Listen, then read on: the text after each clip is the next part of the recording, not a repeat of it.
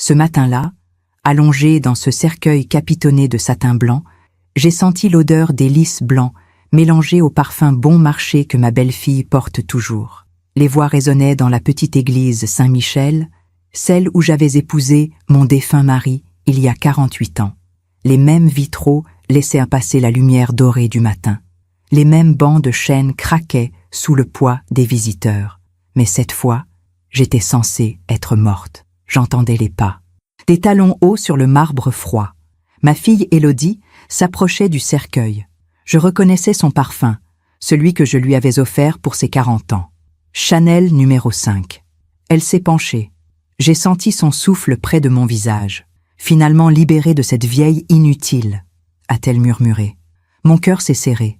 Pas de surprise. Juste une confirmation glaciale de ce que je soupçonnais depuis des mois. La voix de Sandrine, ma belle-fille, a répondu avec un rire étouffé.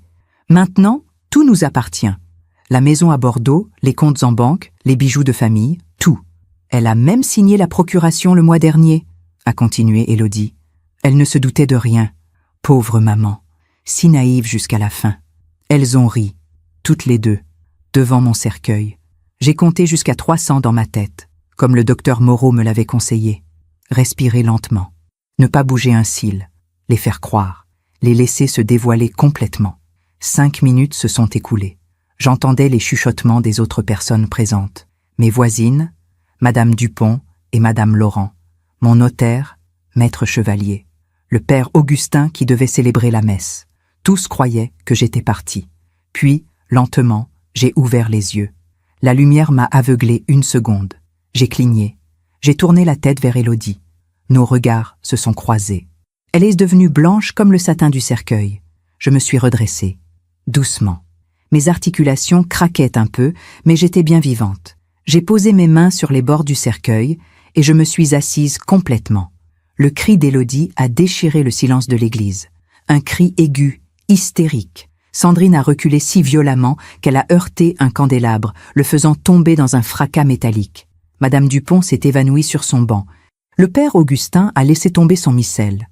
Maître Chevalier, lui, est resté figé, la bouche ouverte. Je suis sortie du cercueil. Mes jambes tremblaient légèrement, mais je tenais debout. J'ai lissé ma robe noire, celle que j'avais choisie moi-même pour cette comédie macabre. « Bonjour ma chérie », ai-je dit calmement en regardant Élodie. « J'espère que tu as apprécié ton moment de liberté. » Élodie suffoquait. Elle cherchait ses mots. Sandrine pleurait déjà, des larmes de panique coulant sur son maquillage trop épais. « Maman, mais tu étais morte ?» J'ai souri. Un sourire doux, presque maternel. « Non, ma petite, juste très, très curieuse. Je m'appelle Océane Bonnard. J'ai 70 ans. Pendant 42 ans, j'ai été professeur de littérature au lycée Montaigne de Bordeaux. J'ai élevé seule ma fille après la mort de son père. J'ai tout sacrifié pour elle. Et voici l'histoire que j'ai gardée pour moi bien trop longtemps. L'histoire de comment j'ai organisé mon propre enterrement pour découvrir qui était vraiment ma fille. Parfois, on fait confiance à ceux qui ne la méritent pas. Et vous, avez-vous déjà été déçu par quelqu'un que vous aimiez? Racontez-moi votre histoire dans les commentaires, j'aimerais vous lire. Il faut que je vous raconte comment tout a commencé. Avant cette mascarade dans l'église. Avant les soupçons. Avant que mon propre cœur se brise en 1000 morceaux. Ma vie était simple et belle. J'habitais une maison en pierre de taille dans le quartier des Chartrons, à Bordeaux. Une demeure familiale que mon mari Pierre avait héritée de ses parents. 3 étages, un jardin avec un magnolia centenaire et une cuisine où flottait toujours l'odeur du pain frais et du café. Chaque matin, je me levais à 6 heures. J'ouvrais les volets de bois bleu. La lumière entrait doucement, caressant les meubles anciens, le piano à queue dans le salon, les bibliothèques remplies de livres que j'avais collectionnés toute ma vie. Balzac, Flaubert, Colette, mes compagnons fidèles. Pierre est mort il y a 22 ans. Cancer du pancréas. 3 mois entre le diagnostic et la fin. Élodie n'avait que 18 ans.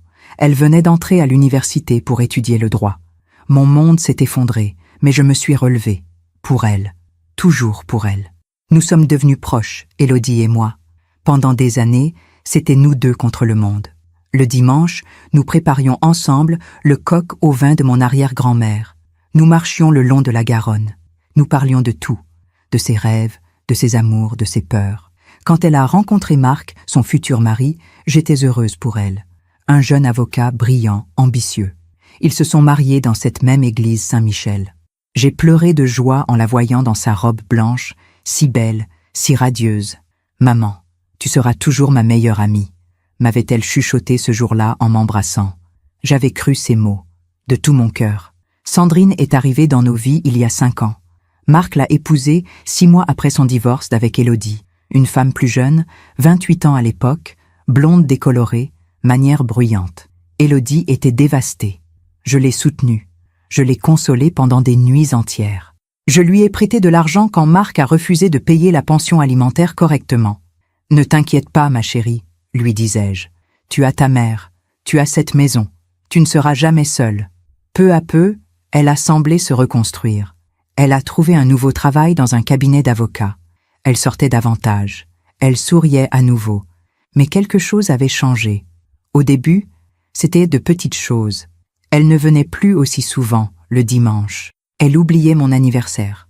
Quand elle appelait, nos conversations étaient courtes, expéditives. « Désolée, maman, je suis débordée », disait-elle toujours. Puis, les visites sont devenues encore plus rares, 1 fois par mois, puis tous les 2 mois, et toujours accompagnée de Sandrine. Oui, vous avez bien entendu, ma fille et son ex-belle-fille, ensemble, devenues inséparables. On a décidé de tourner la page, m'avait expliqué Élodie un jour. Marc était un salaud avec nous deux. Sandrine et moi, on s'est rendu compte qu'on avait beaucoup en commun. On est devenus amis. Cela m'avait semblé étrange, mais j'avais accepté. J'étais heureuse qu'Élodie ait une amie, qu'elle ne soit plus seule. Quelle naïveté. Les derniers mois, elles venaient toujours ensemble. Elles s'asseyaient dans mon salon. Elles buvaient mon thé, elles souriaient, mais leurs yeux regardaient ailleurs, vers les meubles anciens, vers les tableaux accrochés au mur, vers le coffret en acajou où je gardais les bijoux de ma grand-mère. Un jour, Sandrine m'a demandé « Océane, vous avez pensé à votre testament? À votre âge, il faut prévoir ces choses-là. » Élodie avait rougi. « Sandrine, voyons. »« Non, elle a raison, » avais-je répondu doucement. « J'y ai pensé. Tout ira à toi, Élodie. Tu es mon unique héritière. » Sandrine avait souri. Un sourire que je n'avais pas compris à ce moment-là. 3 semaines plus tard, elles m'ont emmenée chez le notaire. « Pour mettre à jour les papiers, » avait-elle dit. Maître Chevalier m'avait fait signer plusieurs documents. Je n'avais pas tout lu. J'avais confiance en ma fille. Quelle idiote j'étais. Le premier véritable signal d'alarme est venu un mardi après-midi de mars. Il pleuvait. Cette pluie fine et froide typique de Bordeaux qui s'infiltre partout, même dans les âmes. J'étais dans ma cuisine, en train de préparer une tarte aux pommes, la recette de ma mère, celle qu'Élodie adorait depuis son enfance. Elle devait venir dîner ce soir-là. Une visite rare, presque exceptionnelle désormais. Le téléphone a sonné. C'était elle. « Maman, je suis désolée. Un imprévu au bureau. Je ne pourrai pas venir. » Sa voix sonnait faux. Trop enjouée. Trop rapide. « Ce n'est pas grave, ma chérie. Une autre fois. »« Oui, une autre fois. Bisous, maman. » Elle a raccroché avant que je puisse répondre. J'ai regardé la tarte qui refroidissait sur le plan de travail. Les pommes, parfaitement disposées en rosace. La pâte dorée. Personne ne la mangerait. J'ai ouvert la fenêtre de la cuisine. L'air humide est entré, apportant l'odeur de la terre mouillée du jardin. Le magnolia perdait ses dernières fleurs blanches. Elles tombaient sur l'herbe, se transformant en bouillie brune. C'est à ce moment-là que j'ai vu la voiture. Une Mercedes noire garée de l'autre côté de la rue. À l'intérieur, 2 silhouettes. Je les ai reconnues immédiatement. Élodie et Sandrine. Elles parlaient, gesticulation animée. Élodie tenait des papiers dans ses mains, des documents qu'elle montrait à Sandrine. Elle ne m'avait pas vue. J'ai reculé derrière le rideau. Mon cœur battait trop fort. Pourquoi était-elle là? Pourquoi Élodie m'avait-elle menti sur son imprévu au bureau? Elles sont restées là 20 minutes. Puis Sandrine a démarré et elles sont parties. Cette nuit-là, je n'ai pas dormi. Je tournais et retournais dans mon lit, cherchant une explication rationnelle. Peut-être qu'elle passait simplement dans le quartier. Peut-être qu'Élodie voulait me faire une surprise et avait changé d'avis. Mais au fond de moi, une petite voix murmurait « Quelque chose ne va pas ». La semaine suivante, autre incident. J'étais allée faire mes courses au marché des Capucins. J'adore ce marché. Les couleurs, les odeurs, les voix des marchands qui crient leur prix. Cela me rappelle ma jeunesse, quand j'y allais avec ma propre mère. J'achetais des fraises chez mon maraîcher habituel, Monsieur Dubois, quand j'ai entendu son nom. Élodie Bonnard. Je me suis retournée. 2 femmes discutaient près de l'étal de fromage. Tu as entendu? Elle va hériter d'une fortune. Sa mère a une maison magnifique dans les Chartrons. Oui, et apparemment, la vieille est déjà à moitié sénile. Élodie a obtenu une procuration pour tout gérer. Mon sang s'est glacé. Sénile? Moi? J'ai 70 ans, certes, mais mon esprit est aussi vif qu'à 20 ans. Je lis encore 3 livres par semaine. Je fais mes mots croisés tous les matins. Je gère parfaitement mes comptes, ma maison, ma vie. Procuration? Je me souvenais de cette visite chez le notaire, des papiers que j'avais signés sans tout lire attentivement. C'est juste pour faciliter les choses si tu tombes malade un jour, avait dit Élodie. Une simple précaution. J'ai quitté le marché sans terminer mes courses. Mes jambes tremblaient. J'ai marché jusqu'à un banc près de la Garonne. Je me suis assise et j'ai regardé le fleuve couler, lourd et gris sous le ciel chargé. Des questions tourbillonnaient dans ma tête. Que racontait exactement Élodie sur moi? Pourquoi parlait-on de moi comme d'une vieille sénile? Qu'avais-je vraiment signé chez ce notaire? Le soir même, j'ai téléphoné à Maître Chevalier. « Maître, c'est Madame Bonnard. J'aimerais revoir les documents que j'ai signés le mois dernier. » Un silence. Puis, « Madame Bonnard, votre fille m'a dit que vous étiez un peu confuse ces derniers temps. Elle m'a demandé de ne traiter qu'avec elle désormais. » Confuse? Ma voix tremblait. « Je ne suis absolument pas confuse. Je veux voir mes propres documents. Je comprends votre inquiétude. Mais légalement, maintenant que la procuration est en vigueur, la procuration pourquoi exactement? Pour la gestion complète de votre patrimoine, compte bancaire, biens immobiliers, décisions médicales. Votre fille a maintenant tous les pouvoirs.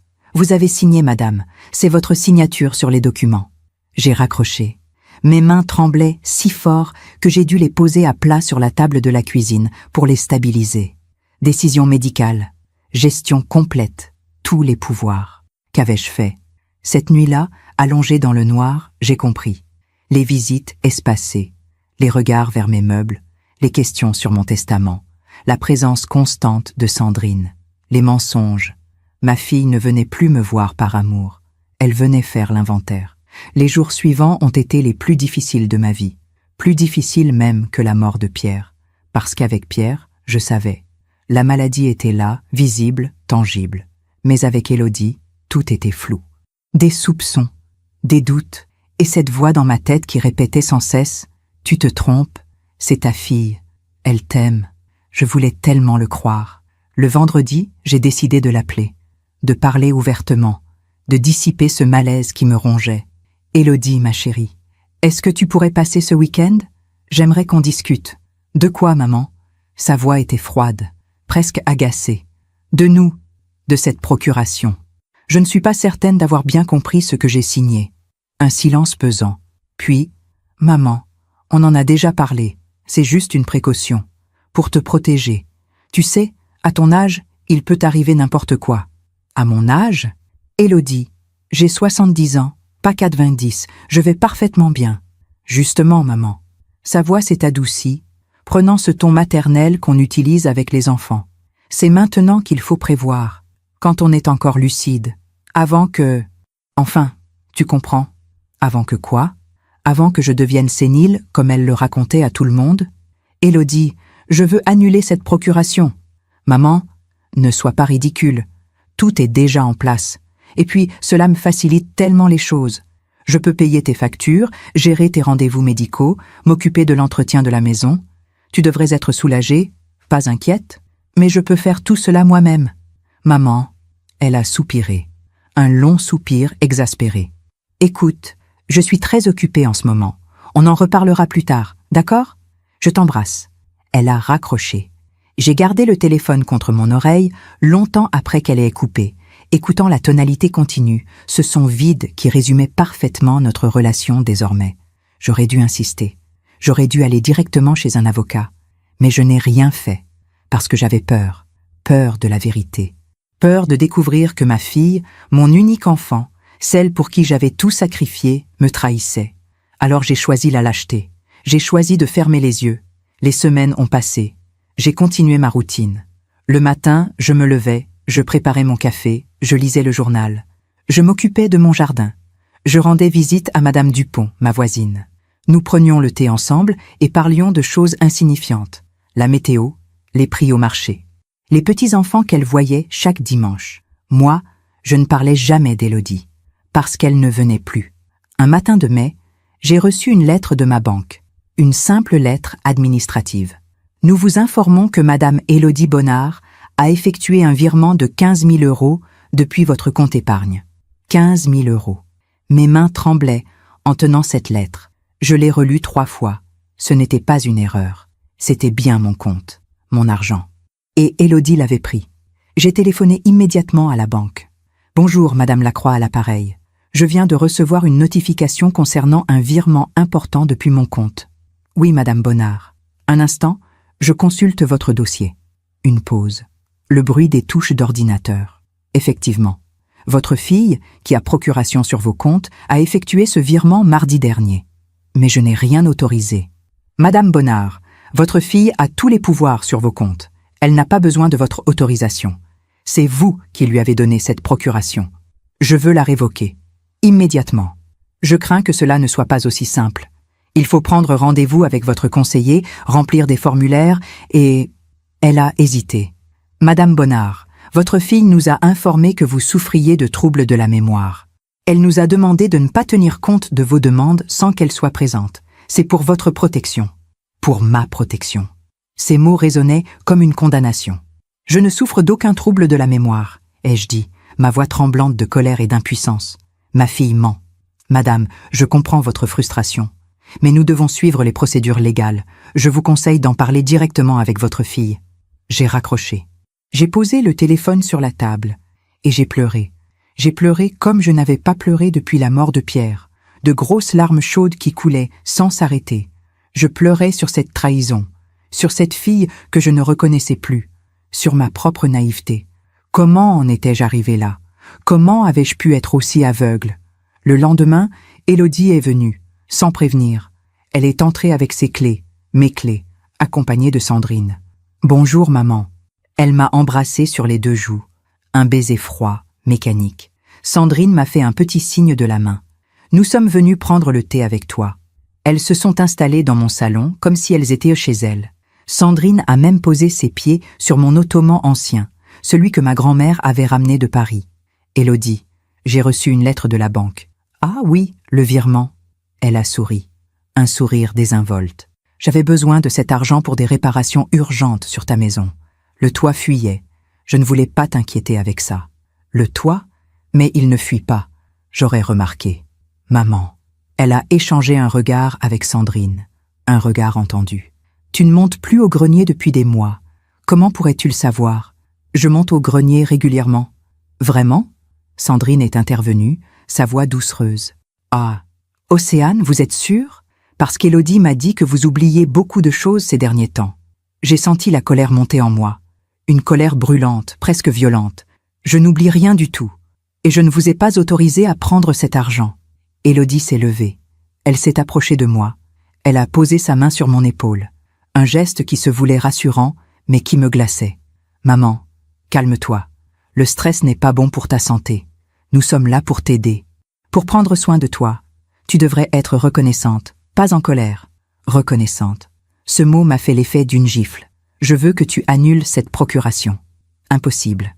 Sa voix était devenue dure. C'est pour ton bien. Tu ne peux plus gérer seule, maman. Il faut que tu l'acceptes. Elles sont parties peu après, me laissant seule dans mon salon, entourée de mes livres, de mes souvenirs, de ma vie qui ne m'appartenait plus. Cette nuit-là, assise dans mon fauteuil près de la fenêtre, regardant la lune se refléter sur les toits d'ardoise, j'ai pris une décision. Je ne me battrai pas. Pas encore. Je ferai profil bas. Je les laisserai croire que j'acceptais, que j'étais cette vieille femme docile et confuse qu'elle voulait que je sois. Mais je surveillerai, j'observerai. Et quand le moment serait venu, j'agirai. Pendant que je raconte tout cela, je me demande d'où vous m'écoutez. Écrivez le nom de votre ville en commentaire. Les mois de juin et juillet ont été étranges. J'ai joué un rôle que je n'avais jamais joué auparavant. Celui de la vieille femme soumise, celle qui hoche la tête, celle qui sourit vaguement, celle qui ne pose pas de questions. Mais derrière ce masque, j'observais tout. J'ai commencé à noter. dans un petit carnet bleu que je gardais caché dans ma table de nuit, sous mes romans de Colette, chaque visite d'Élodie, chaque conversation, chaque détail suspect. Mercredi 12 juin, Élodie venue avec Sandrine ont passé 20 minutes dans mon bureau alors que je préparais le thé, et entendu des tiroirs s'ouvrir. Vendredi 21 juin, Élodie a mentionné un nouveau placement financier très avantageux pour moi, a insisté pour que je signe des papiers. J'ai refusé poliment, prétextant une migraine. Elle est partie contrariée. Mardi 2 juillet. Madame Dupont m'a dit qu'Élodie était venue la semaine dernière lui poser des questions sur ma santé mentale. Lui a demandé si je paraissais confuse. Madame Dupont lui a répondu que j'étais en parfaite forme. Chaque note était une pièce d'un puzzle que je commençais à assembler. Un après-midi étouffant de juillet, j'ai décidé de fouiller mon propre bureau. Cela peut paraître étrange, mais j'avais l'intuition qu'Élodie y avait laissé des traces, des indices de ses véritables intentions. J'ai attendu qu'elle parte après une de ses brèves visites.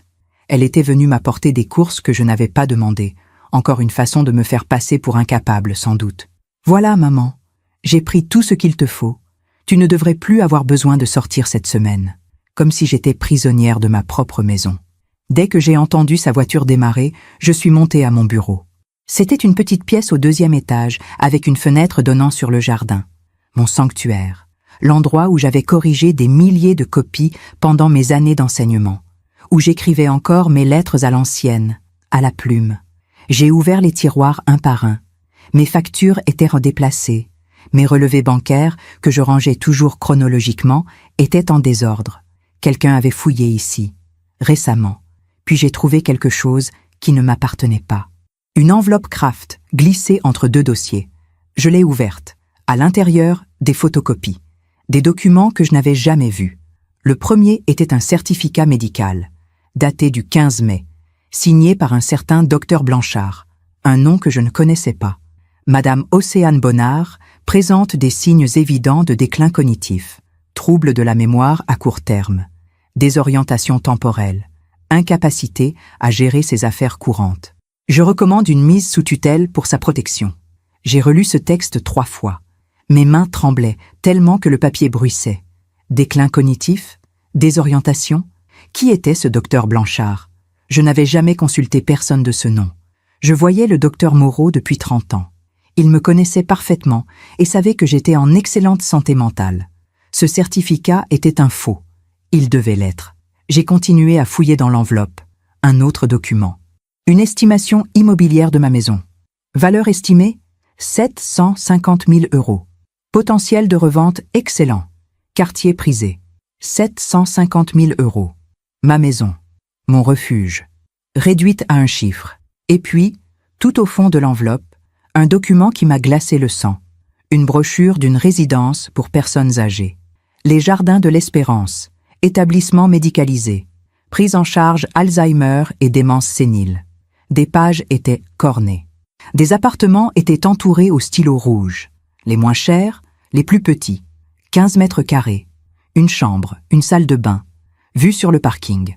Dans la marge, une écriture que je connaissais trop bien. L'écriture d'Élodie, 2500 €, mois, largement couvert par sa retraite. J'ai dû m'asseoir. Mes jambes ne me portaient plus.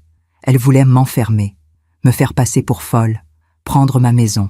M'enfermer dans un établissement médicalisé alors que j'étais parfaitement saine d'esprit. Comment une fille peut-elle faire cela à sa mère? J'ai pleuré. Assise à mon bureau, entourée de ces documents qui condamnaient ma propre enfant, j'ai pleuré en silence. Pas des larmes de tristesse cette fois, des larmes de rage, d'impuissance, de trahison absolue. Quand je me suis calmée, j'ai tout photographié avec mon vieux téléphone portable. Élodie ne savait pas que j'avais appris à utiliser la fonction appareil photo. Elle me croyait trop vieille pour la technologie. Erreur. J'ai remis tous les documents exactement où je les avais trouvés. Puis, je suis descendue. J'ai préparé du thé. Je me suis assise dans mon salon et j'ai réfléchi. Il me fallait des preuves. Plus de preuves. Et il me fallait des alliés. Le lendemain matin, j'ai téléphoné à mon médecin, le docteur Moreau. « Docteur, c'est Océane Bonnard. J'aurais besoin de vous voir. C'est urgent. »« Bien sûr, Océane. Que se passe-t-il ? Vous allez bien ? » ?»« Physiquement, oui.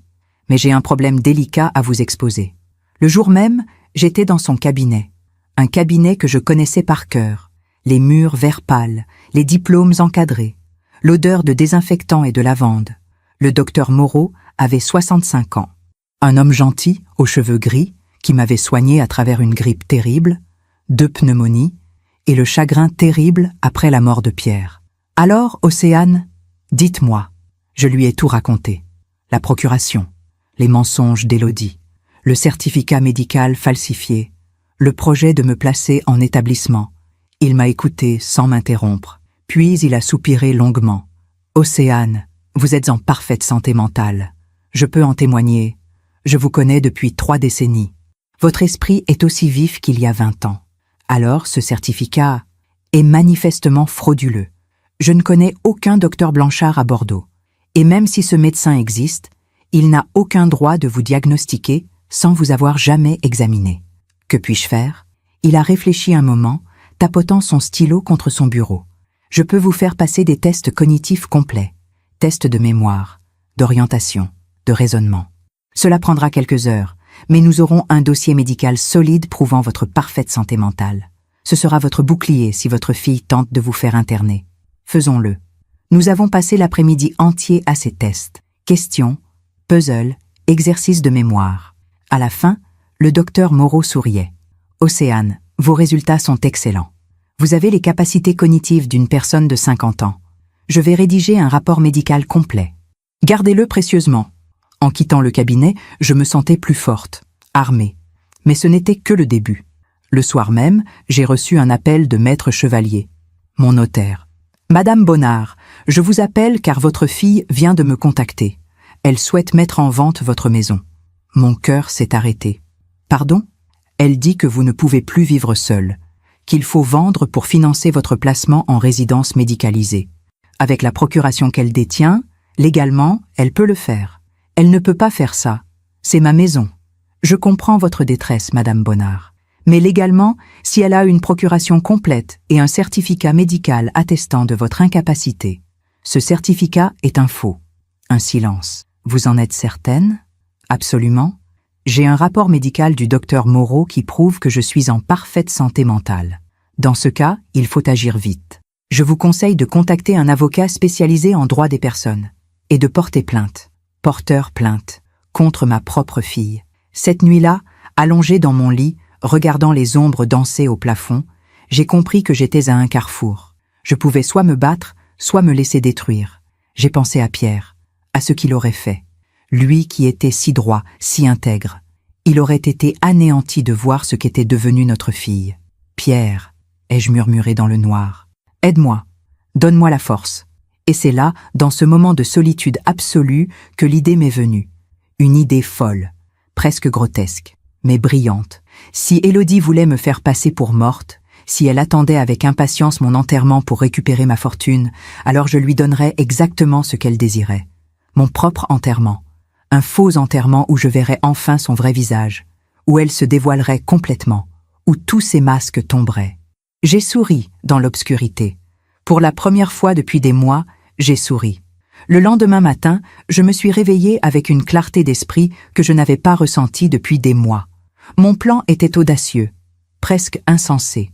Mais c'était le seul moyen de démasquer Élodie complètement, de la prendre en flagrant délit de mensonge, de montrer au monde entier qui elle était vraiment devenue. Mais je ne pouvais pas le faire seule. J'avais besoin d'alliés, de personnes qui me faisaient leur confiance, de personnes qui connaissaient la véritable Élodie. J'ai commencé par le docteur Moreau. Je suis retournée à son cabinet le mercredi suivant. Quand je lui ai exposé mon plan, il m'a regardé comme si j'avais perdu la raison. « Océane, vous voulez organiser votre propre enterrement? Un faux enterrement, oui. Mais c'est complètement fou. Docteur, ma fille veut me faire interner. Elle veut vendre ma maison. Elle a falsifié un certificat médical. Elle raconte à tout le monde que je suis sénile. » Ma voix tremblait, mais je me suis ressaisie. J'ai besoin de preuves irréfutables de sa trahison, des preuves que personne ne pourra nier. Et le seul moyen d'obtenir ces preuves, c'est de lui faire croire que j'ai disparu. Il a enlevé ses lunettes. Il s'est frotté les yeux. Puis il a souri. Un petit sourire triste. Vous savez, Océane, en 30 ans de médecine, je n'ai jamais entendu une demande pareille. Alors, il a remis ses lunettes. Je vais vous aider. parce que ce que votre fille vous fait subir est immoral, et parce que vous avez le droit de connaître la vérité. Mon cœur s'est allégé. J'avais mon premier allié. De quoi aurez-vous besoin? A-t-il demandé. Un certificat de décès. Officiel.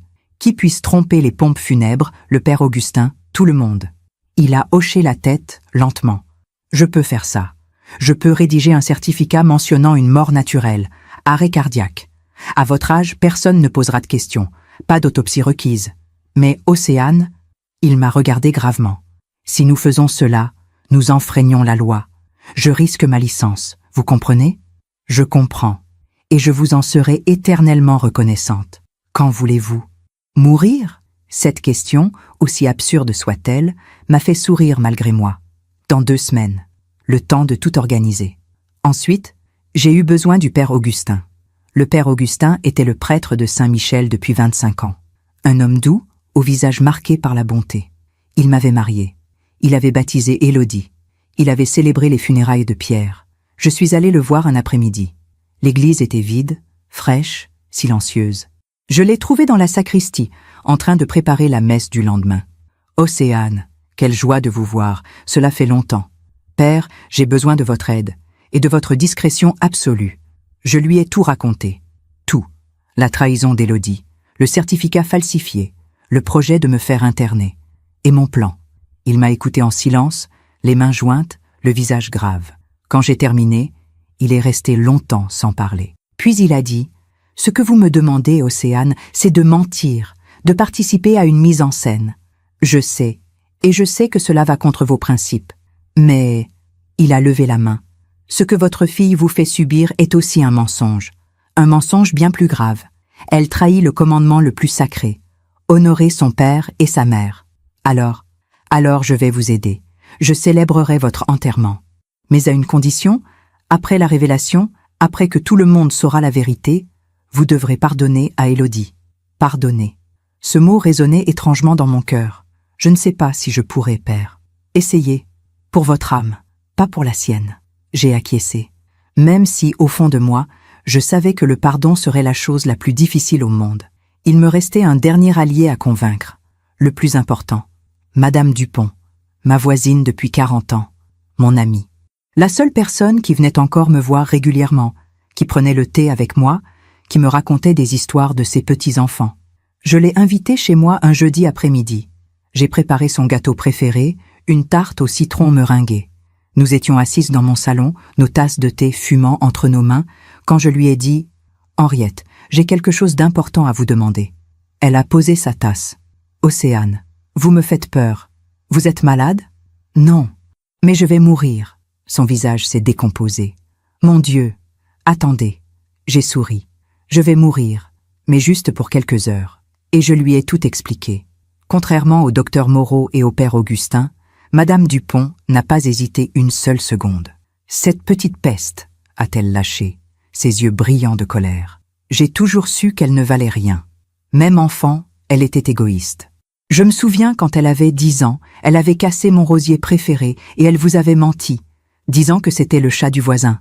Henriette, non, laissez-moi finir. Elle a pris ma main dans la sienne, sa peau ridée et douce. Vous êtes comme une sœur pour moi, Océane. Si cette garce veut vous voler votre maison, votre dignité, votre vie, alors nous allons lui donner une leçon qu'elle n'oubliera jamais. Dites-moi ce que je dois faire. Le jour de l'enterrement, vous serez dans l'église. Vous observerez Élodie, vous l'écouterez, et vous témoignerez de ce qu'elle dira. Comptez sur moi. Les 2 semaines suivantes ont été surréalistes. J'ai continué ma vie normalement. Je suis allée au marché, j'ai arrosé mes fleurs, j'ai relu mes livres préférés, Madame Bovary, Le Grand Maulnes. J'ai regardé le magnolia dans mon jardin perdre ses dernières fleurs d'été. Élodie est venue 2 fois. À chaque visite, elle parlait de projets, de changements nécessaires, de mon bien. Je hochais la tête, je souriais vaguement, je jouais la vieille femme fatiguée. « Tu as l'air épuisée, maman », a-t-elle dit lors de sa dernière visite. « Je suis fatiguée, c'est vrai. Tu devrais peut-être voir un médecin. »« Oui, peut-être. » Elle est partie satisfaite. Elle croyait que je m'affaiblissais, que je serais bientôt trop faible pour résister. La veille du jour J, j'ai écrit 2 lettres. La première pour Maître Chevalier, mon notaire. Une lettre où j'expliquais tout. La manipulation d'Élodie, le certificat falsifié, mon plan. Si quelque chose m'arrivait vraiment, disais-je dans cette lettre, je veux que vous sachiez la vérité. La deuxième lettre était pour Élodie elle-même. Je l'ai écrite, puis déchirée, puis réécrite, puis déchirée à nouveau. Que pouvais-je lui dire? Comment exprimer cette douleur, cette déception, cette trahison? Finalement, je n'ai rien écrit. Les mots ne suffisaient pas. Le matin du 15 août, le docteur Moreau est venu chez moi très tôt. 6 heures du matin. Le soleil se levait à peine. « Vous êtes prête, Océane ?» « Oui. » Il m'a examiné une dernière fois. Tension artérielle, pouls, réflexe. Tout était parfait. « Vous êtes en excellente santé pour mourir », a-t-il dit avec un sourire triste. Il a sorti de sa sacoche le certificat de décès, un document officiel, avec tous les tampons nécessaires. Madame Océane Bonnard, décédée le 15 août 2024 à 6h30 du matin. Cause, arrêt cardiaque, mort naturelle. Voir son propre certificat de décès est une expérience que je ne souhaite à personne. C'est comme se voir disparaître, comme si une partie de soi s'effaçait déjà. « Je vais appeler les pompes funèbres dans 1 heure », a dit le docteur Moreau. « Vous devrez être allongé dans votre lit, immobile, les yeux fermés. Ils ne vous examineront pas de près. Ils ont confiance en mon certificat. Et ensuite, ils vous emmèneront, vous prépareront, vous habilleront, vous mettront dans le cercueil. Tout ce temps, vous devrez rester parfaitement immobile, comme une morte. Combien de temps? Environ 12 heures, jusqu'à l'enterrement demain matin. Océane. Il m'a regardé avec inquiétude. Êtes-vous certaine de pouvoir tenir? J'ai attendu 70 ans pour apprendre à être patiente, docteur. Je peux tenir 12 heures de plus. À 7h30, les pompes funèbres sont arrivées. 2 hommes en costume sombre, professionnels, respectueux. J'étais allongée dans mon lit, les mains croisées sur la poitrine, les yeux fermés. J'avais enfilé ma plus belle chemise de nuit, celle en soie blanche que Pierre m'avait offerte pour notre 20e anniversaire. J'entendais leur voix, assourdie, lointaine. Pauvre femme, elle a l'air paisible. Oui, le docteur Moreau dit qu'elle est partie dans son sommeil, sans souffrir. Ils m'ont soulevée, délicatement, comme on soulève quelque chose de précieux et fragile. Ils m'ont posée sur une civière, puis dans leur véhicule. Le trajet jusqu'au funérarium a duré 15 minutes. Chaque seconde était une éternité. Je devais contrôler ma respiration, la rendre imperceptible, ne pas bouger. Même quand la civière a heurté un trottoir, même quand le froid de la morgue m'a saisi, on m'a lavé, habillé, maquillé. Des mains étrangères touchaient mon corps, arrangeaient mes cheveux, appliquaient du rouge à lèvres rose pâle. Je me concentrais sur ma respiration, lente, régulière, presque inexistante. Puis on m'a mise dans le cercueil. Le couvercle était ouvert. Dieu merci, je pouvais respirer. Mais l'espace était étroit, confiné. L'odeur du bois verni et des fleurs me donnait la nausée. Les heures ont passé. Interminables. J'entendais des voix parfois, des employés des pompes funèbres, le père Augustin qui était venu vérifier les arrangements. « Tout est prêt pour demain matin », a-t-il dit. « Que Dieu accueille son âme. » Si seulement il savait que mon âme était encore bien accrochée à mon corps. La nuit est tombée. Le funérarium s'est vidé. Le silence était total, oppressant. J'ai ouvert les yeux dans le noir. Je ne voyais rien, juste l'obscurité épaisse du cercueil, des murs, de la mort qui m'entourait sans me prendre. « Pierre », ai-je murmuré, « si tu peux m'entendre, donne-moi la force. Demain, je découvrirai qui est vraiment notre fille. » J'ai fermé les yeux et j'ai attendu l'aube. Le matin du 16 août s'est levé gris et lourd. À travers le bois du cercueil, j'entendais la pluie tambouriner contre les vitres du funérarium. Une pluie d'été, chaude et dense, qui transformait Bordeaux en ville de brume. À 8 heures, les employés sont arrivés. J'ai entendu leurs pas, leur voix étouffée. On va la transporter à Saint-Michel. La cérémonie est à 10 heures. On m'a soulevé. Le cercueil a été chargé dans le corbillard. Le trajet jusqu'à l'église a duré 20 minutes. Chaque virage, chaque nid de poule me faisait bouger légèrement. Je devais rester parfaitement rigide. Une morte ne bouge pas. Quand nous sommes arrivés à Saint-Michel, j'ai entendu les cloches sonner. Ce son que je connaissais depuis mon enfance. Ces mêmes cloches qui avaient sonné pour mon mariage, pour le baptême d'Élodie, pour l'enterrement de Pierre. Et maintenant, elles sonnaient pour moi. On m'a porté à l'intérieur. Je sentais l'odeur de l'encens, de la pierre humide, des lys blancs qu'on avait disposés autour du cercueil. Le cercueil a été posé sur des tréteaux devant l'autel. J'entendais l'écho des voix dans la nef, puis le silence. Un long silence pendant lequel j'imaginais l'église se remplir. J'entendais des chuchotements, des pas, le bruissement des vêtements, des sanglots étouffés. Pauvre Océane, si soudainement, elle avait l'air en bonne santé la semaine dernière. Des voix que je reconnaissais, mes anciennes collègues du lycée, mes voisins, Madame Laurent, Monsieur Petit, l'épicier, le père Thomas, mon professeur de piano quand j'avais 10 ans et qui avait maintenant 92 ans. Tous étaient venus me dire adieu. Et moi, je les trompais tous. Cette pensée me faisait mal. Mais je devais continuer. Pour la vérité, pour la justice. Puis j'ai entendu sa voix. Élodie. Bonjour, Père Augustin. Merci d'avoir tout organisé si rapidement. Sa voix était calme, posée, celle d'une fille endeuillée mais digne. C'est naturel, ma fille. Votre mère était une paroissienne fidèle. Oui, elle aimait beaucoup cette église. Des pas. Elle s'approchait du cercueil. Mon cœur battait si fort que j'avais peur qu'on l'entende. Je devais me calmer, respirer lentement, imperceptiblement. Je sentais sa présence à côté de moi, son parfum, Chanel numéro 5, celui que je lui avais offert et qu'elle portait maintenant comme un masque de sophistication. « Au revoir, maman », a-t-elle murmuré. Sa voix était plate, sans émotion, comme si elle lisait un texte appris par cœur. Puis elle s'est éloignée. J'ai entendu une autre voix. « Sandrine, tu tiens le coup, ma chérie ? » « Oui, ça va, c'est juste étrange. Ce matin encore, je ne réalisais pas vraiment. Mais maintenant, en la voyant là, je sais. Mais tu as été une fille merveilleuse. Tu as tout fait pour elle jusqu'à la fin. J'essayais, même si elle ne s'en rendait plus compte. La pauvre, elle était tellement perdue ces derniers mois. Perdue. Ce mot résonnait dans ma tête comme une accusation injuste. Au moins, elle n'a pas souffert, a continué Élodie. Le docteur a dit qu'elle est partie dans son sommeil.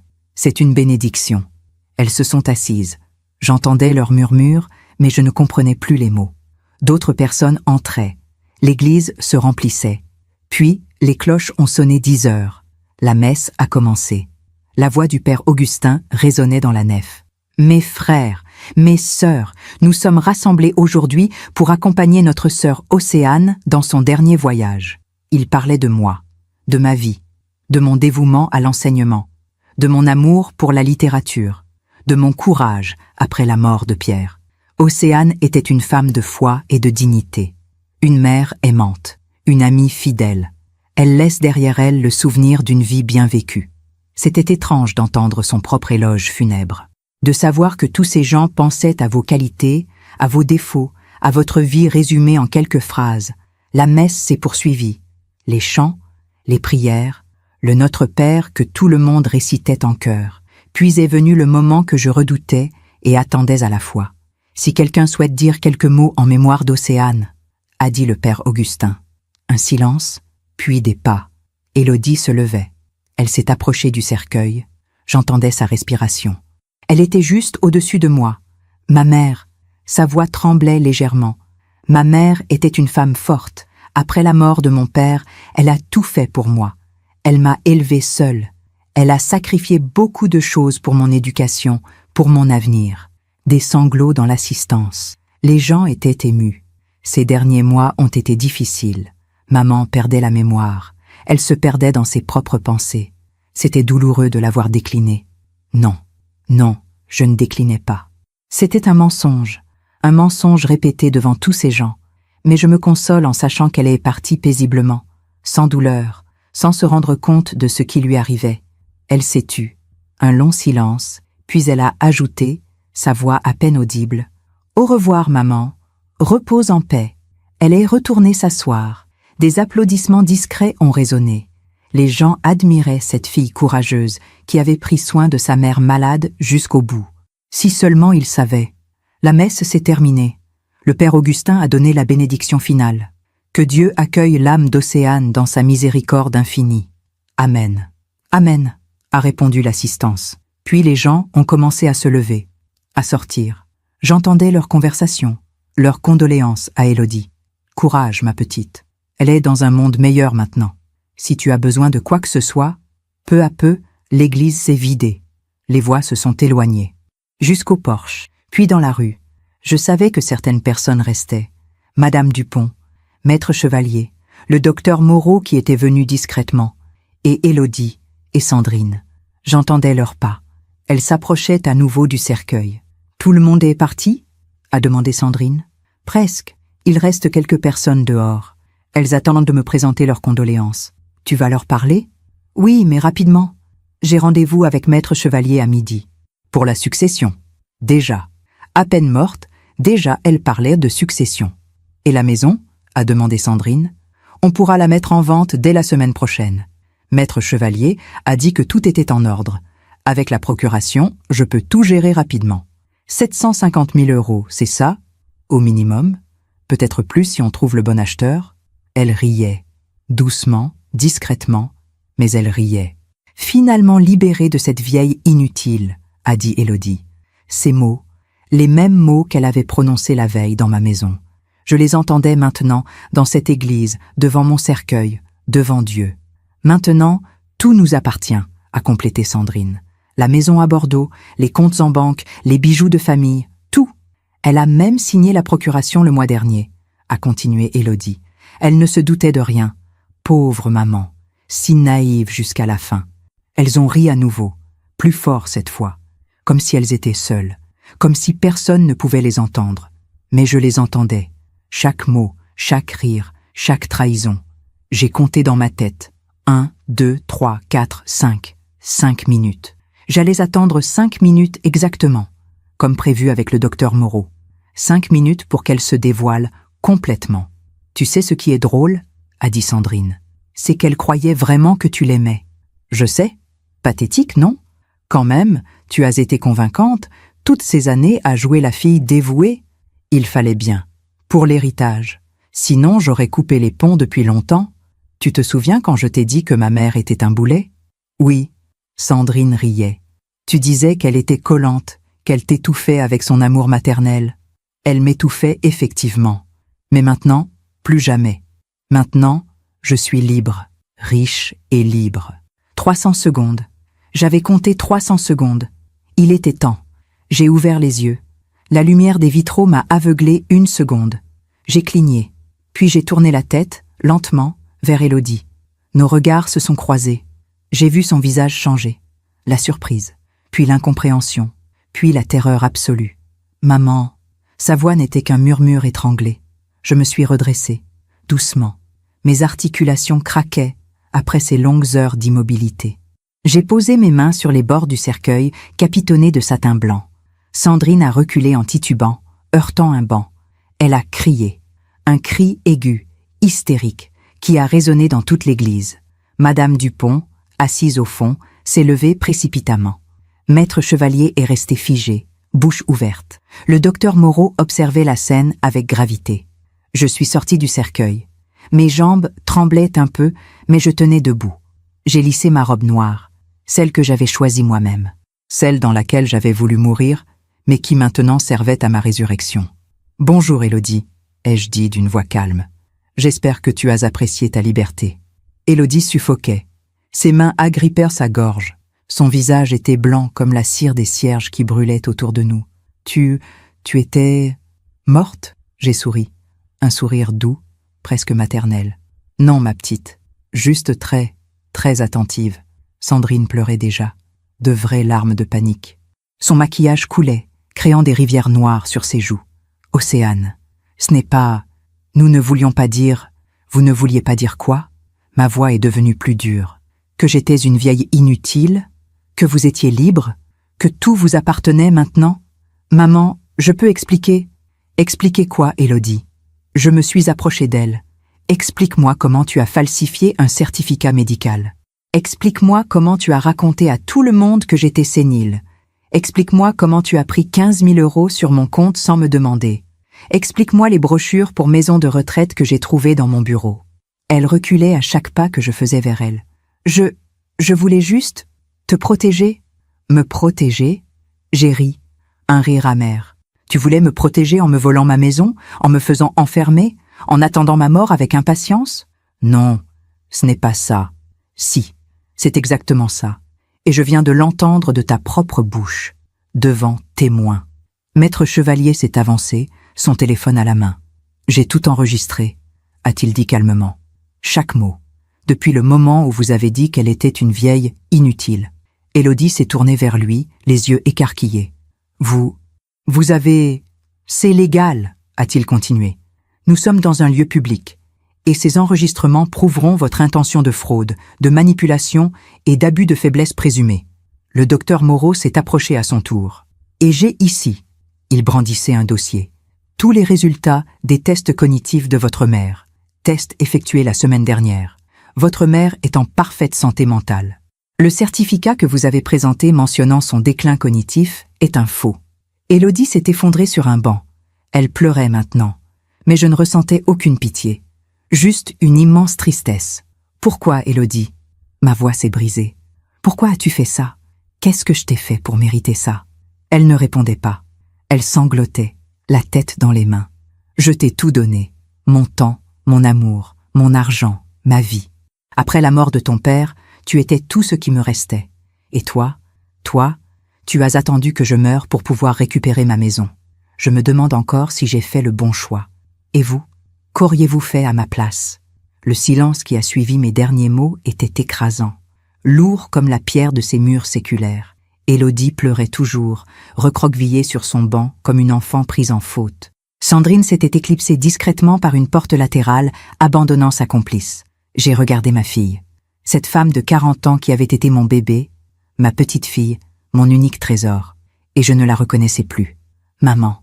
Elle a levé les yeux vers moi. Des yeux rouges, gonflés. Maman, je suis désolée. Désolée? Le mot sonnait creux. Désolée de quoi exactement, Élodie? D'avoir été prise? Ou d'avoir vraiment voulu me détruire? Je ne voulais pas... C'est juste que... Elle cherchait ses mots. J'avais des dettes énormes. Mon cabinet d'avocat ne marchait pas bien. J'allais tout perdre.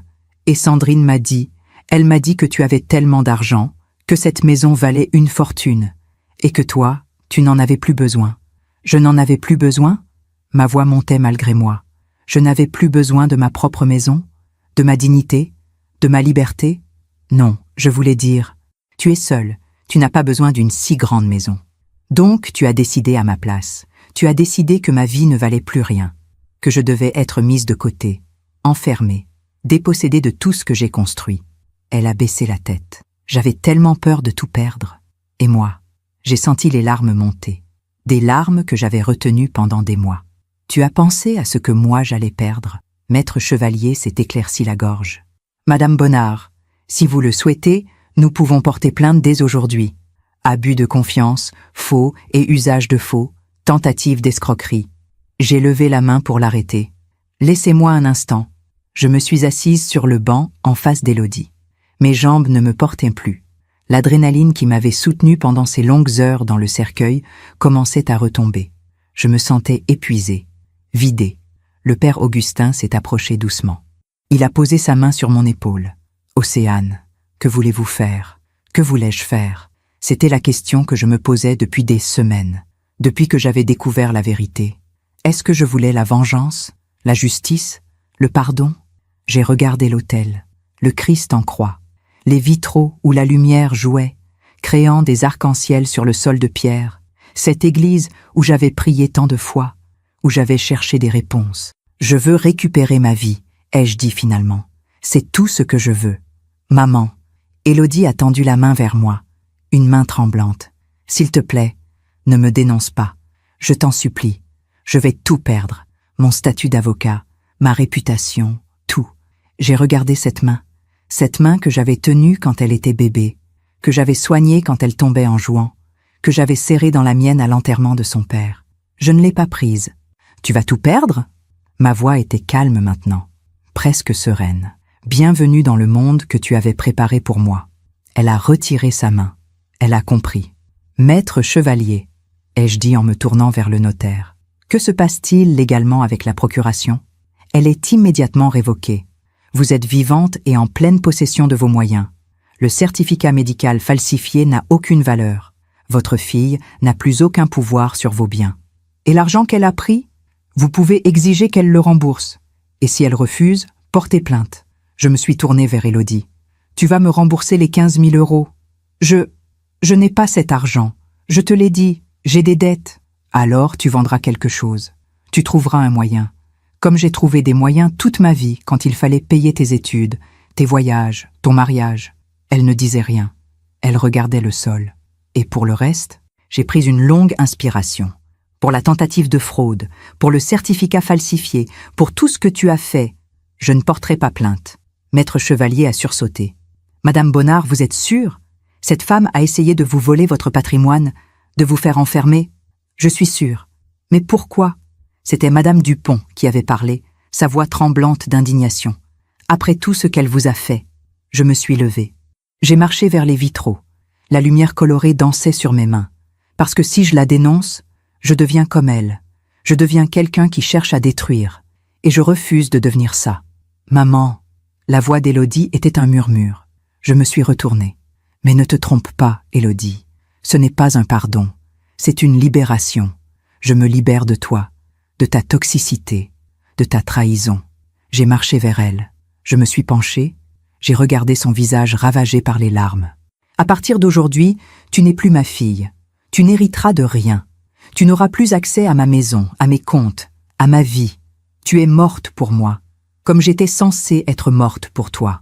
Elle a ouvert la bouche, mais aucun son n'en est sorti.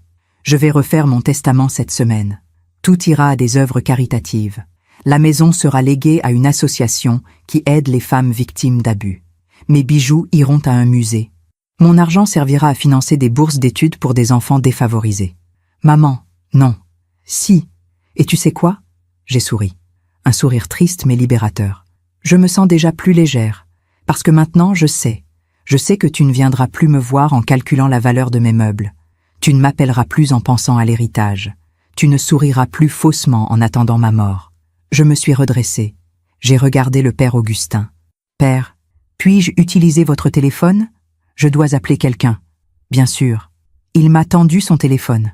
J'ai composé un numéro que je connaissais par cœur, celui de ma nièce, Isabelle, la fille de ma sœur décédée, une jeune femme de 35 ans que j'avais aidée à élever après la mort de sa mère, une femme qui m'appelait encore chaque dimanche pour prendre de mes nouvelles, une femme qui m'aimait vraiment. Isabelle, c'est tante Océane. Tante Océane. Sa voix était joyeuse. Comment vas-tu? Très bien. Écoute, j'aimerais que tu viennes me voir cette semaine. J'ai quelque chose d'important à te dire. Bien sûr, jeudi, ça te va? Parfait. À jeudi, ma chérie. J'ai raccroché. Élodie me regardait avec des yeux horrifiés. Tu vas tout donner à Isabelle? Non, je ne vais rien lui donner. Mais je vais passer du temps avec elle. Du temps vrai, sans mensonge, sans calcul. J'ai ramassé mon sac à main, celui que j'avais demandé au docteur Moreau de garder pour moi. J'ai lissé ma robe. J'ai regardé une dernière fois le cercueil vide. Vous savez, ai-je dit à personne en particulier? C'est étrange de survivre à sa propre mort. On voit les choses différemment. On comprend ce qui compte vraiment. Je me suis dirigée vers la sortie de l'église. Madame Dupont m'a rejointe, passant son bras sous le mien. « Vous êtes sûre de votre décision, Océane? De ne pas porter plainte? Certaine. La justice que je veux n'est pas celle d'un tribunal. C'est celle de la vie. Et croyez-moi, la vie se chargera d'Élodie. Nous sommes sortis dans la lumière grise du jour. La pluie s'était arrêtée. L'air sentait la terre mouillée et les fleurs. Derrière moi, j'ai entendu Élodie sortir de l'église. Elle criait mon nom. « Maman! Maman, attends !» Je ne me suis pas retournée. Pour la première fois de ma vie, je n'ai pas répondu à l'appel de ma fille. J'ai continué à marcher. Le docteur Moreau nous a rejointes. « Je vous ramène chez vous, Océane ?»« Non, merci. Je vais marcher. J'ai besoin de sentir que je suis vivante. Vraiment vivante. » « Vous êtes une femme extraordinaire, a-t-il dit doucement. Non, je suis juste une femme qui a refusé d'être une victime. Madame Dupont et moi avons marché lentement à travers les rues de Bordeaux. Les gens nous regardaient, intrigués de voir une femme en robe noire de deuil qui souriait. « Que vas-tu faire maintenant ?» m'a demandé Henriette. « Vivre, vraiment vivre. Je vais voyager. Lire tous les livres que je n'ai pas eu le temps de lire. Prendre des cours de peinture. Rire avec de vrais amis. Profiter de chaque instant. Et ta maison, tu vas vraiment la léguer? Oui, ou peut-être que je la transformerai en quelque chose de beau. Une bibliothèque publique. Un centre d'accueil pour femmes en difficulté. Quelque chose qui aura du sens. Nous sommes arrivés devant ma maison. Mon magnolia avait de nouvelles fleurs, blanches, immaculées, symbole de renouveau. « Tu veux entrer prendre le thé ?» ai-je proposé. Avec joie. Nous sommes entrés. J'ai ouvert toutes les fenêtres. L'air frais est entré, chassant l'odeur de renfermé, de tristesse, de trahison. J'ai préparé du thé. Nous nous sommes assises dans mon salon. Et j'ai pleuré. Longtemps. Pas de tristesse, de soulagement, de libération. C'est fini, ai-je murmuré. C'est vraiment fini. Cette nuit-là, j'ai dormi profondément. Pour la première fois depuis des mois. Sans cauchemar, sans inquiétude, parce que j'avais survécu à ma propre mort, à la trahison, à la douleur, et maintenant, j'étais libre. Les jours qui ont suivi ma résurrection ont été étranges. Bordeaux est une petite ville malgré sa taille. Les nouvelles circulent vite, très vite. L'histoire de la femme qui avait organisé son propre enterrement pour démasquer sa fille s'est répandue comme une traînée de poudre. Au marché des Capucins, dans les cafés, dans les salons bourgeois des Chartrons, on ne parlait que de ça. Tu as entendu? Océane Bonnard, la vieille prof de littérature, incroyable non, sa propre fille, et elle l'a prise en flagrant délit devant toute l'église. Je ne sortais plus beaucoup ces premiers jours, pas par honte, au contraire, mais par besoin de silence, de solitude, de reconstruction. J'ai passé une semaine entière à trier ma vie, littéralement. J'ai ouvert tous les placards, toutes les armoires, tous les tiroirs. J'ai sorti les vêtements que je ne portais plus, les objets que je gardais par nostalgie mais qui ne me servaient à rien, les lettres d'Élodie, ces centaines de lettres qu'elle m'avait écrites quand elle était jeune. « Je t'aime, maman. Tu es la meilleure maman du monde. » J'ai tout brûlé dans la cheminée, une par une, en regardant les flammes dévorer ces mensonges innocents d'une enfant qui était devenue un monstre. Le jeudi, Isabelle est venue, comme prévu. Elle est arrivée avec des fleurs, des roses jaunes. Mes préférés. Tante Océane, elle m'a serré dans ses bras, fort, longtemps. J'ai entendu, tout Bordeaux parle de ce qui s'est passé. C'est vrai? Tu as vraiment? C'est vrai. Nous nous sommes assises dans le salon. Je lui ai raconté tout, en détail. Elle m'a écouté sans m'interrompre, ses yeux se remplissant de larmes au fur et à mesure. Comment a-t-elle pu? A-t-elle murmuré quand j'ai terminé. Sa propre mère. La cupidité fait faire des choses terribles aux gens, ma chérie. Et tu ne vas pas porter plainte? Non, j'ai décidé de la laisser vivre avec ses choix. Isabelle a pris ma main.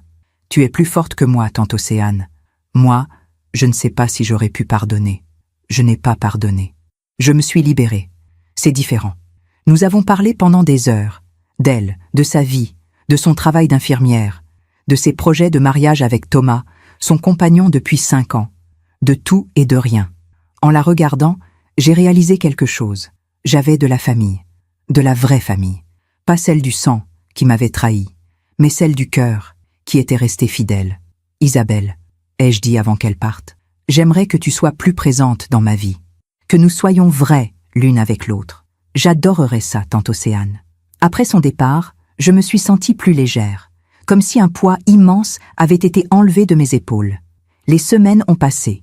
Septembre est arrivé, avec sa lumière dorée et ses premières fraîcheurs. J'ai commencé à recevoir des nouvelles d'Élodie.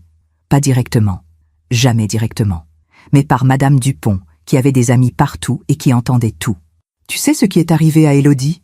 m'a-t-elle dit un matin en prenant le thé chez moi. « Non, et je ne suis pas sûre de vouloir savoir. »« Oh, tu vas vouloir entendre ça !» Elle m'a raconté. Apparemment, l'histoire avait fait le tour du barreau de Bordeaux. Les avocats, comme tous les professionnels, détestent les scandales, surtout quand l'un des leurs est impliqué dans une affaire de fraude contre sa propre mère. Le cabinet où travaillait Élodie lui avait demandé de démissionner. Pour préserver notre réputation, avait-il dit. Il ne voulait pas être associé à quelqu'un capable d'une telle trahison familiale. Élodie avait perdu son emploi en octobre. Elle avait essayé de trouver un autre poste. Mais partout où elle se présentait, on connaissait son histoire. Personne ne voulait d'elle. Qui pourrait faire confiance à une avocate qui trahit sa propre mère, disaient les gens. En novembre, j'ai appris par maître Chevalier qu'Élodie avait dû vendre son appartement, celui du centre-ville avec vue sur la Garonne, celui qu'elle aimait tant. Elle ne pouvait plus payer le crédit, m'a expliqué le notaire. Sans emploi, la banque a exigé le remboursement immédiat. Elle a été obligée de vendre en urgence. Elle a perdu beaucoup d'argent dans la transaction. Je n'ai rien dit. Je n'ai ressenti ni joie, ni tristesse, juste une étrange neutralité. La vie, comme je l'avais prédit, se chargeait d'Élodie. En décembre, Madame Dupont m'a appris qu'Élodie et Sandrine s'étaient séparées. Apparemment, Sandrine avait rapidement compris que l'amitié avec Élodie ne lui apporterait plus rien. Plus d'argent à espérer, plus de maison à hériter, juste une femme ruinée et méprisée. Elle l'a abandonnée du jour au lendemain, m'a dit Henriette, comme un rat qui quitte un navire qui coule. Élodie se retrouvait seule, sans argent, sans travail, sans amis, sans mère, exactement ce qu'elle avait voulu pour moi. Le karma, cette force invisible que les bouddhistes appellent la loi de cause à effet, faisait son œuvre. En janvier, j'ai croisé Élodie par hasard. C'était un samedi matin, au marché des Capucins. Je regardais les fraises d'hiver chez Monsieur Dubois quand je l'ai vue. Elle était maigre, tellement maigre. Son visage était creusé, ses yeux cernés. Elle portait un manteau élimé, trop grand pour elle. Ses cheveux, autrefois si bien coiffés, étaient ternes et mal entretenus. Nos regards se sont croisés. J'ai vu la honte dans ses yeux, la douleur, le regret peut-être. Elle a ouvert la bouche, comme pour parler, puis elle l'a refermée. Elle a baissé les yeux, et elle s'est éloignée rapidement, disparaissant dans la foule du marché. Mon cœur s'est serré. Pas de pitié, mais de tristesse. Tristesse pour cette femme qui avait été ma fille. Pour cet enfant que j'avais tant aimé et qui s'était perdu en chemin. Océane? Monsieur Dubois me regardait avec inquiétude. Vous allez bien? Oui, oui, je vais bien. J'ai acheté mes fraises. Je suis rentré chez moi. Et j'ai pleuré. Pas pour Élodie. Pour la mère que j'avais été. Pour l'amour gâché. Pour le temps perdu. Puis je me suis essuyé les yeux. J'ai préparé du thé. J'ai ouvert un livre de Colette. Et j'ai continué ma vie. En février, j'ai appris qu'Élodie avait déménagé. Elle avait quitté Bordeaux. Personne ne savait où elle était partie. Paris, peut-être, ou Lyon, ou plus loin encore. Elle était partie recommencer ailleurs, loin de cette ville qui connaissait son histoire, loin de cette mère qu'elle avait trahie. Madame Dupont pensait que je serais soulagée de ce départ. Au moins, tu ne risques plus de la croiser, a-t-elle dit. Mais je me sentais étrangement vide, comme si, avec son départ, un chapitre définitif de ma vie se fermait. Un matin de mars, en buvant mon café dans le jardin, j'ai regardé le magnolia. Il était en pleine floraison. Des centaines de fleurs blanches qui éclataient sur les branches noires. Un spectacle magnifique, symbole de renaissance. J'ai pensé à ces derniers mois, à tout ce que j'avais traversé, la trahison, le chagrin, la colère, la libération. Et j'ai compris quelque chose. La justice n'était pas venue d'un tribunal. Elle n'était pas venue de moi non plus. Elle était venue de la vie elle-même. Élodie avait voulu me détruire pour prendre ma fortune. Et maintenant, elle avait tout perdu. Son travail, sa réputation, son argent, ses amis, sa dignité. Elle m'avait traité de vieille inutile. Et maintenant, c'était elle qui errait, inutile, perdue, sans but. Elle avait voulu m'enfermer dans une maison de retraite. Et maintenant, c'était elle qui était prisonnière. Prisonnière de ses choix, de ses mensonges, de son karma. La vie finit toujours par rendre ce qu'on lui donne. Cette phrase m'est venue naturellement. Je l'ai répétée à voix haute, testant sa vérité. La vie finit toujours par rendre ce qu'on lui donne. C'était vrai, profondément vrai. Moi qui avais donné de l'amour, du dévouement, de l'honnêteté, je recevais maintenant de la paix, de la liberté, de nouvelles amitiés sincères. Élodie qui avait donné de la trahison, de la manipulation, de la cupidité, recevait maintenant de la solitude, du mépris, de la ruine. Aucun juge n'avait prononcé de sentence. Aucun policier ne l'avait arrêtée. Et pourtant, elle payait. Chaque jour, chaque nuit. En avril, j'ai commencé à donner des cours de littérature bénévole à la bibliothèque municipale. Des cours pour adultes qui voulaient redécouvrir les classiques français. Nous lisions Balzac, Flaubert, Maupassant, Zola. J'ai rencontré des gens formidables. Lucienne, une retraitée de 65 ans qui adorait Proust. Marcel, un ancien ouvrier de 70 ans qui découvrait Baudelaire. Sophie, une jeune femme de 30 ans qui cherchait du sens dans sa vie et qui trouvait des réponses dans les livres. Nous nous réunissions chaque mardi soir. Nous discutions pendant des heures, de littérature, de vie, de philosophie. Vous savez, m'a dit Lucienne un soir, vous êtes une femme inspirante, Océane. Après ce que vous avez vécu, Vous auriez pu devenir amère. Mais vous êtes toujours généreuse, ouverte, vivante, parce que j'ai choisi de l'être, ai-je répondu. Le malheur ne nous définit pas. C'est notre réaction au malheur qui nous définit. En mai, pour mon 71e anniversaire, Isabelle a organisé une petite fête chez moi.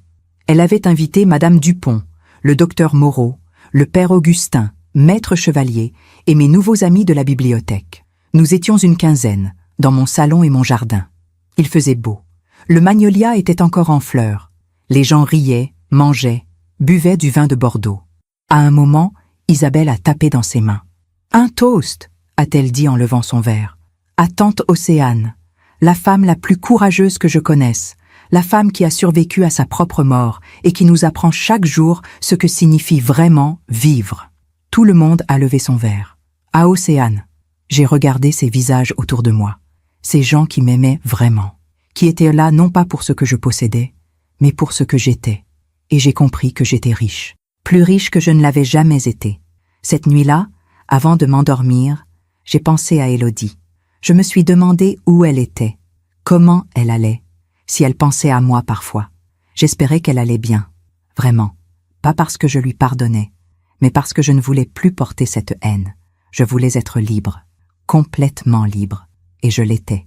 Nous sommes maintenant en novembre, 1 an exactement après cette journée où j'ai ouvert les yeux dans mon cercueil. 1 an depuis que j'ai choisi de vivre vraiment. Ce matin, je me suis réveillée comme d'habitude. À 6 heures, j'ai ouvert mes volets bleus. La lumière d'automne entrait doucement, caressant les meubles anciens, le piano à queue, les bibliothèques, mes compagnons fidèles. J'ai préparé mon café.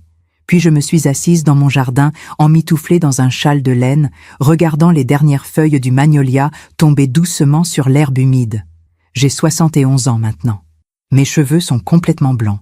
Mon visage porte les marques du temps, des rires, des larmes. Mais mes yeux, me dit-on, brillent plus qu'avant. Vous avez le regard de quelqu'un qui a trouvé la paix, m'a dit le père Augustin la semaine dernière. Peut-être a-t-il raison. Cette année a été la plus difficile et la plus belle de ma vie.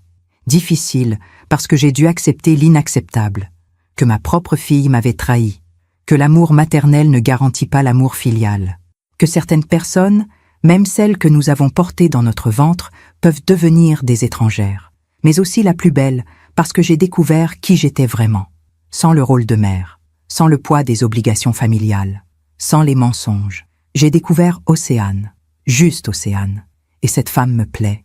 J'ai tenu ma promesse. En septembre, j'ai refait mon testament avec maître chevalier. Ma maison sera transformée en bibliothèque publique après ma mort. Une bibliothèque spécialisée en littérature française classique, ouverte à tous, gratuitement. La Maison Océane, l'appellerons-nous. Un lieu où les gens viendront chercher des réponses dans les livres, comme j'ai toujours fait. Mes bijoux iront au Musée des Arts décoratifs de Bordeaux. Ma collection de premières éditions sera donnée à la bibliothèque municipale. Mon argent servira à créer une bourse d'études pour des jeunes femmes défavorisées qui veulent faire des études de littérature. Rien n'ira à Élodie. Rien. Et étrangement, cette décision ne me rend pas triste. Elle me libère.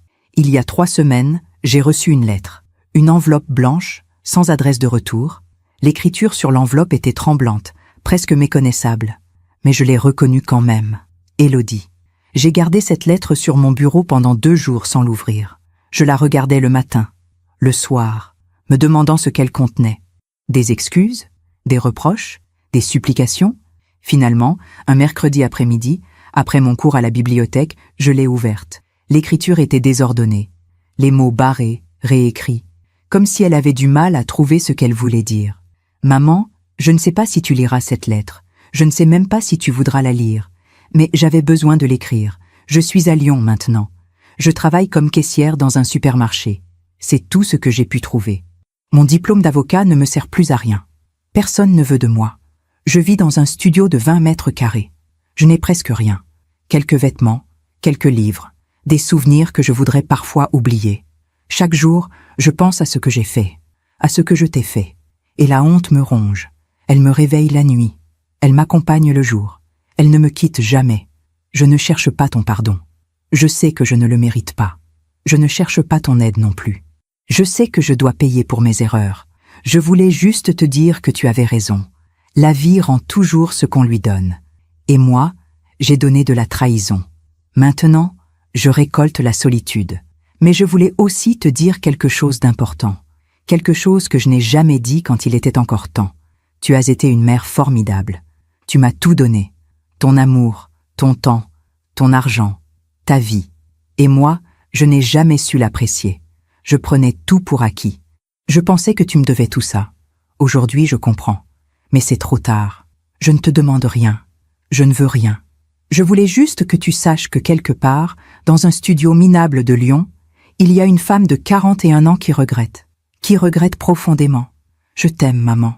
Je sais que ces mots sonnent faux maintenant, mais je les écris quand même, parce qu'ils sont vrais, même si mes actions ont prouvé le contraire.